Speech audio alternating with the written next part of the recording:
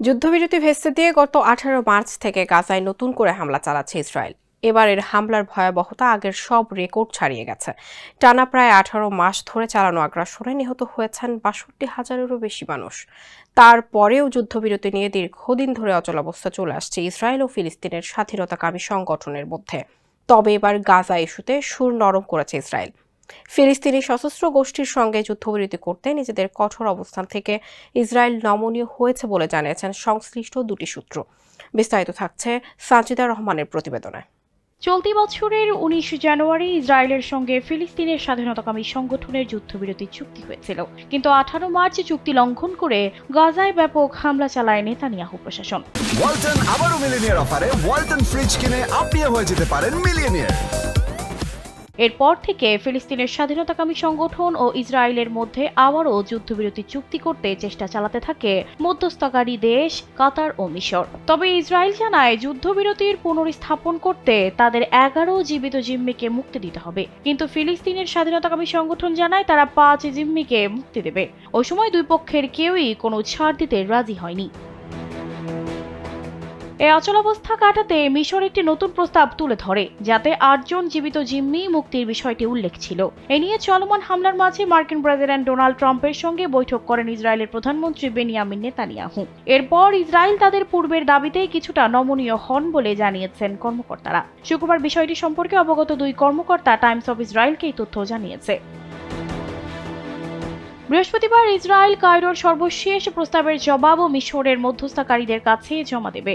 এতে ইসরায়েল পূর্বে দাবিকৃত 11 জনের চেয়ে কিছুটা কম সংখ্যক জিম্মি মুক্তির কথা বলেছে, যদিও নির্দিষ্ট সংখ্যা জানানো হয়নি। তবে ইসরায়েল জোর দিয়ে বলেছে 45 দিনের যুদ্ধবিরতির প্রথম 2 সপ্তাহের মধ্যেই সব জীবিত জিম্মিদের মুক্তি দিতে হবে। ফিলিস্তিনের স্বাধীনতাকামী সংগঠন চেয়েছিল যুদ্ধবিরতির পুরো সময় জুড়ে ধাপে ধাপে জিম্মি মুক্তি দিতে। এক কর্মকর্তা বলছেন, ইসরায়েল একজন জিম্মির জন্য যাবজ্জীবন কারাদণ্ডপ্রাপ্ত একজন ফিলিস্তিনিকেই মুক্তি দিতে চায়।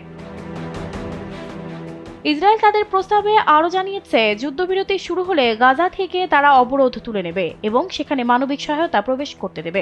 এছাড়া গত 18 মার্চের আগে তাদের সেনারা গাজার যে স্থানে ছিল তাদের সেখানে সরিয়ে নেওয়া হবে, অর্থাৎ গাজার মধ্যবর্তী স্থানগুলো থেকে দখলদার সেনারা সরে যাবে। অস্থায়ী যুদ্ধবিরতি শুরু হলে ফিলিস্তিনের স্বাধীনতাকামী সংগঠনের সঙ্গে স্থায়ী যুদ্ধবিরতির আলোচনা শুরু করা হবে বলেও প্রস্তাবের প্রতিশ্রুতি দিয়েছে ইসরায়েল।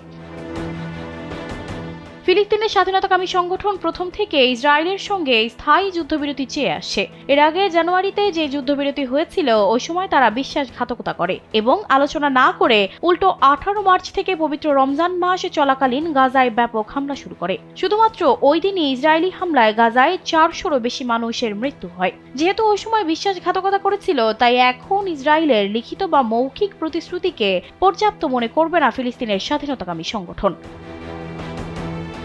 এদিকে শনিবার রাতে মিশরের রাজধানী কায়রোতে যাবেন ফিলিস্তিনের স্বাধীনতাকামী সংগঠনের কর্মকর্তা খলিল আল হায়া।